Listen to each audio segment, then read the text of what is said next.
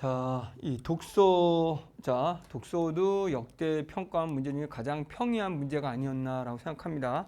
역시 사람마다 차이가 있겠지만 지문이 많이 짧아졌고요. 보기도 굉장히 쉬워졌죠. 우리 체육 수업 들었던 친구들은 정리 잘하면 대부분 문제가 보기 문제 같은 경우도 상대적 서술어 위, 아래, 높고 낮고 인과관계만 잘 정리하면 문제 푸는데 크게 지장이 없었을 것이라고 보고요.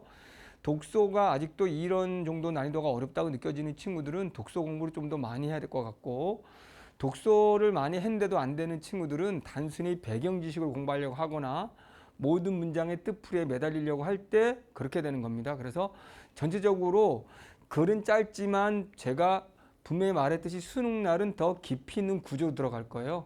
이번 6월 모의고사를 가지고는 정확한 평가가 안 되기 때문에 여러분들이 6월 난이도가 수능에 나올 난이도랄 거라고 착각은 버리십시오.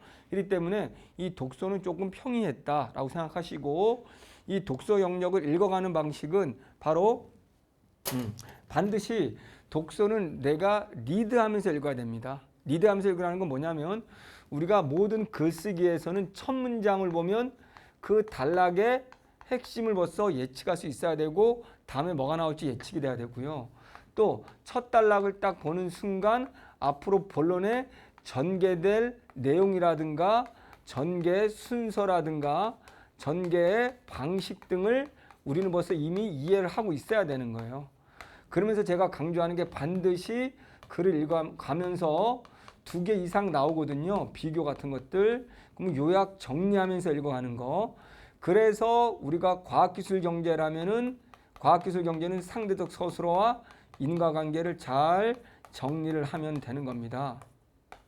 그리고 인문지문 같은 경우에는, 결합형 같은 경우에는 가와 나 지문의 공통범주가 뭐고 그들에서 가지고 있는 차이점은 뭔지, 어떻게 연관성을 가지는지 이런 거 잘 보시고, 그리고 상대어 잘 보는 겁니다. 자, 그래서 문장을 따라 읽지 말고 정리를 하면서 전체 맥락으로 이거기 때문에 이건 필요한 문장, 아닌 문장. 다음에 핵심은 이게 나올 거고 이거 얘기하겠네. 아무리 어려워도 당연히 이거일 수밖에 없어. 라는 식으로 빠르게 여러분들이 문장을 리드하면서, 글을 리드하면서 읽으면 글은 굉장히 쉽게 들어올 거라는 거 명심하시고, 꼭 정리하면서 읽어가는 연습해 보세요.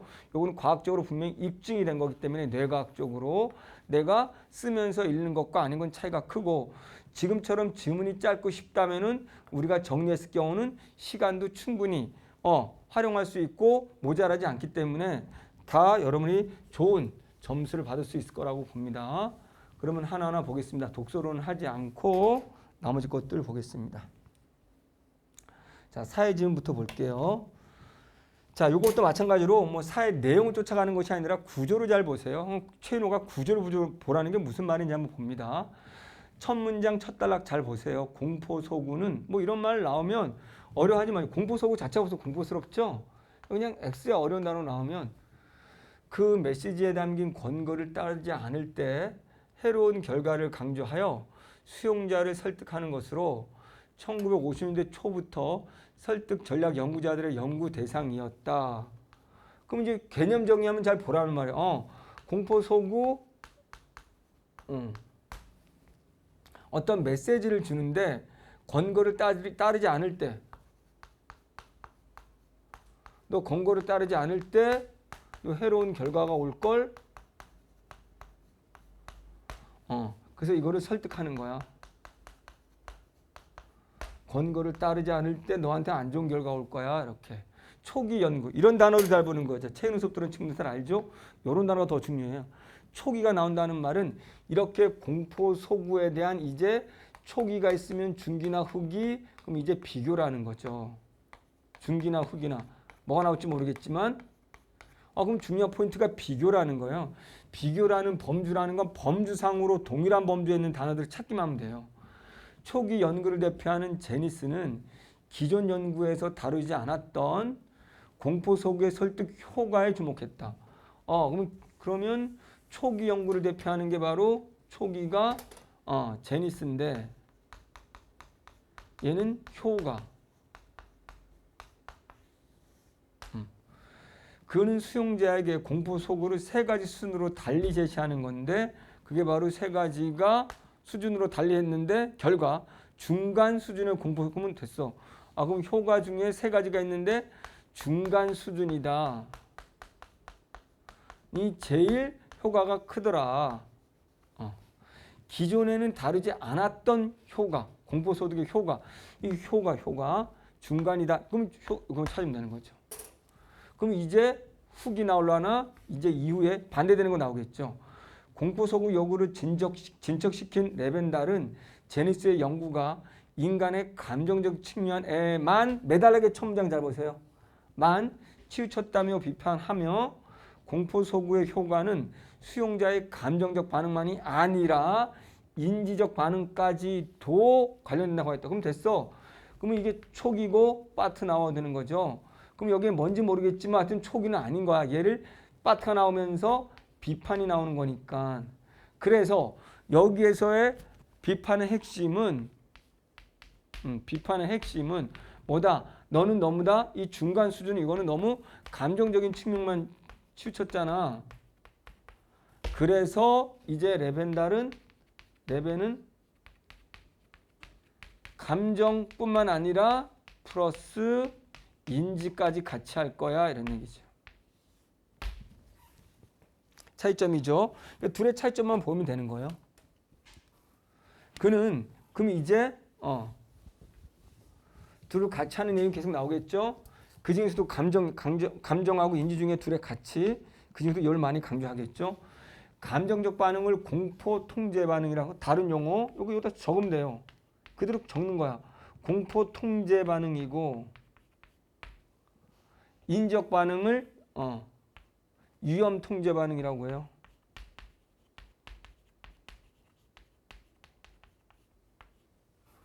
위험 통제 반응이라 불렀다. 그리고 후자가 작동하면 그대로 가면 돼요. 후자에게. 인지 요구 후자가 작동하면 수용자들은 공포 소구의 권고를 따르게 되지만 요걸 경우는 따른다. 수용하게 되지만 전자가 작동하면 공포 소구로 인한 두려움의 감정을 통제하기 위해 오히려 공포 소구에 담긴 위험을 무시한다. 여기에는 위험을 오히려 무시한다. 이렇게. 딱 적으면 되는 거죠. 이렇게. 됐죠? 이러한 선행 연구들을 종합한 위티는 그래서 매달락 첨정. 그럼 얘하고 또 다른 거죠. 그럼 얘가 중기는 아니지만 살짝 우리는 중기라고 표현하면 후기 한번 또 다른 거죠. 후기는 아니야 그런 말은 없어. 그러나 딱 보는 순간 촉이라는 말 때문에 비교구나 이걸 떠올리면 되는 거야. 그럼 떠올리면 이렇게 그럼 얘네들 다 합친 게 이렇게 된 거란 말이죠. 자 그래서 여기에 일단은 위티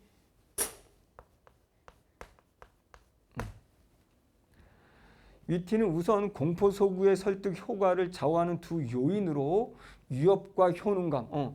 이건 둘 다 설득 효과의 요인이죠. 여기는 설득 효과의 요인이 뭐냐? 요인이 두 가지가 있다. 하나는 위협.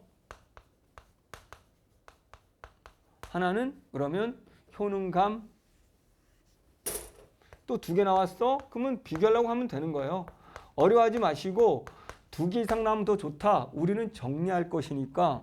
그러면 큰 틀에서 세 사람 비교하는 거고 다시 여기에서 다시 두 개 감정인지 비교하는 것이고 다시 위협과 효능감 비교하면 되는 것이고 따라가면 돼. 뭐 이해가 필요 없어요. 정리만 잘하면 되는 거예요.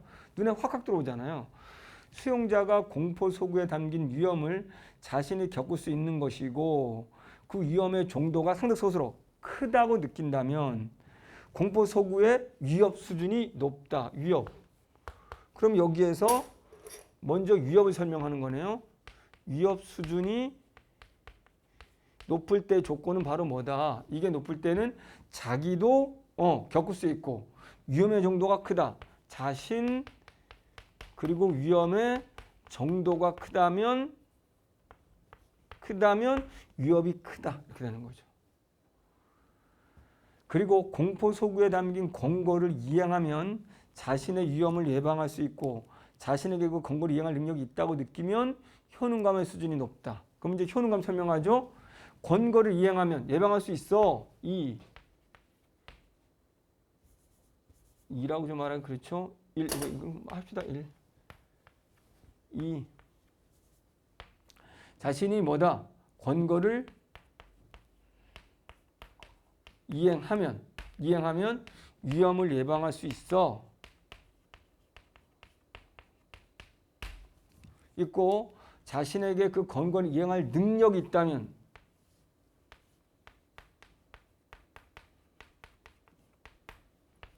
효능감은 높다.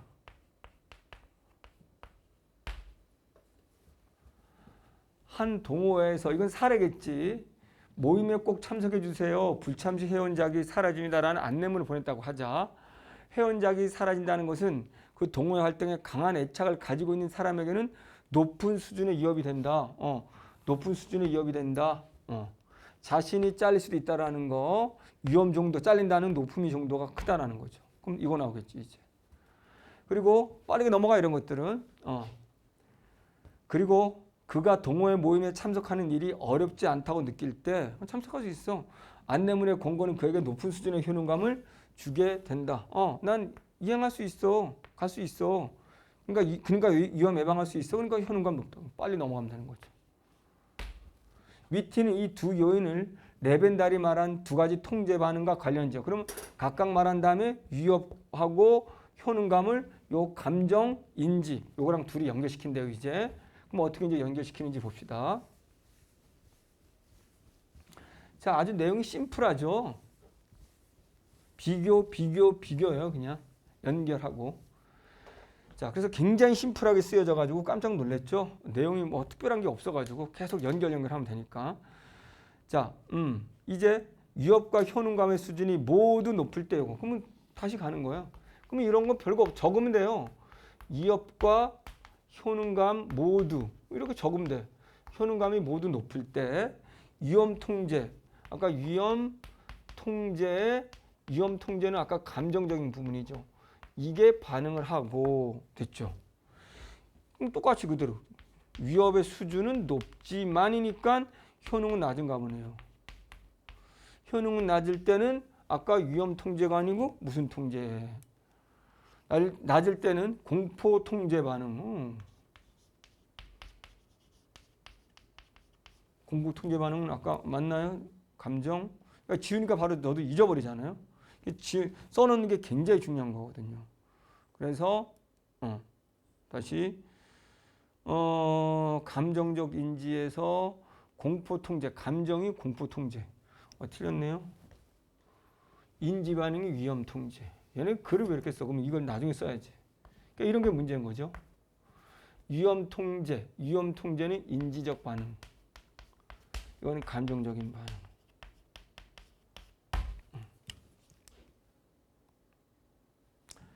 자, 그러나 위험 수준이 낮으면 수용자는 그러나 파트죠. 위험. 그러면 둘 다 공통점이 얘는 위험이 둘 다 높다는 거예요. 공통점이. 오케이. 얘는 혼자 파트 낮은 거죠. 위험의 수준이 낮으면 수용자는 그 위협이 자신에게 아무 영향을 주지 않는다고 느껴. 효능감의 수준에 상관없이 이 말은 효능이 높든 낮든 상관없이 얘가 기준이야 지금. 관계없이 공포 소구에 대한 반응이 없게 되게 된다.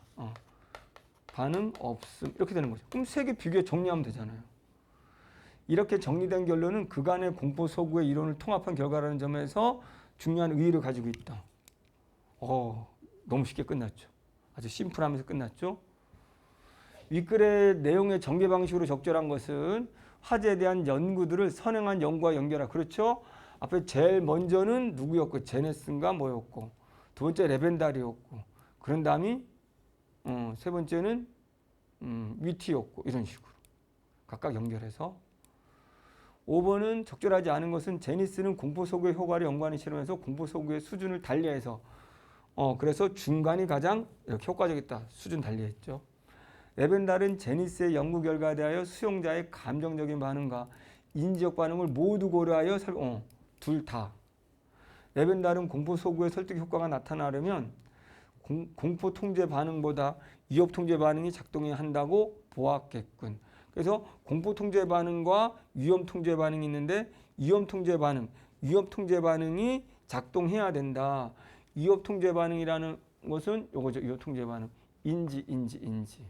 바로 에펜달은 너는 너무 감정만 했잖아. 인지가 필요하잖아. 그런 거죠. 위티는 수용자가 공포 속에 담긴 위험을 느끼지 않아야 공포 속의 공포를 따르게 된다고? 뭔 소리지? 위험을 느끼지 않아?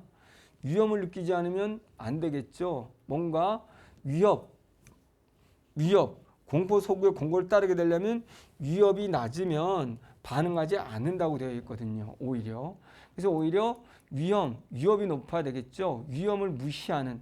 오히려 그래서 여기 전자가 작동하면 공포 속으로 인한 두려움의 감정을 통제하기 위해 오히려 공포 속에 담긴 위험을 무시하는 반응을 보이게 된다고도 했고 등등등.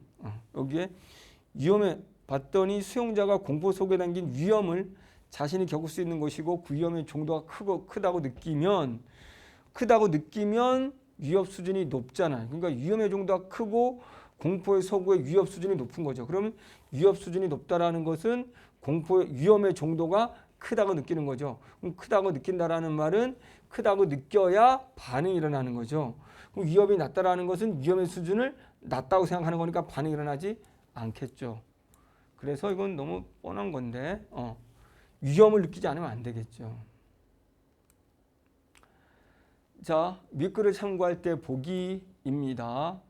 그러면 자, 일단은 봅시다. 이렇게 쉽게 낸다는 거 앞으로 이제 보기에서 계산 문제보다는 한 모임에서 공포 소구 실험을 진행한 결과 수용자들의 반응을 위티 결론과 부합하였다. 이 실험에서는 위티의 위협 수준, 높음, 낮음, 효능감 달리하여 피실험했는데 집단 1과 집단 2는 공포 속에 대한 반응이 없었고 반응이 없었다 여기네요. 그러면 1과 2. 집단 3은 위험 통제 3이라고 적으면 되고 이렇게. 집단 4는 공포 통제 이렇게 된 거죠. 1번 집단 1은 위험 수준이 낮았겠군. 1. 위협이 낮았네요. 집단 3은 효능감의 수준이 높았겠군. 3. 효능감이 높네요. 4는 위협과 효능성이 서로 달랐겠네요. 높고 낮음으로. 집단 2와 4는 위협 수준이 서로 달랐겠네요. 얘는 위협이 높고 낮으니까. 집단 3과 4는 효능감의 수준이 서로 같았겠네요. 효능감이 같지가 않네요. 내려오고 얘는 올라가니까. 이렇게 눈으로 푸는 문제. 됐죠? 바꿔쓰기에 적절하지 않은 것은 아무에게 영향을 주지 못한다. 영향을 끼치지 못한다. 기여라는 건 내가 뭐뭐를 하도록 도움을 준다. 이게 기여하다 이런 것이고 영향이라는 건 정말 영향력이 있느냐 없느냐. 나한테 어떻게든 뭔가 영향을 끼치느냐는 거고 기여라는 건 내가 직접 도움을 주는 걸 말하는 거죠. 영향 끼치는 거와 도움을 주는 건 다른 거니까 답 5번이 되겠습니다. 너무 싱겁게 끝났습니다.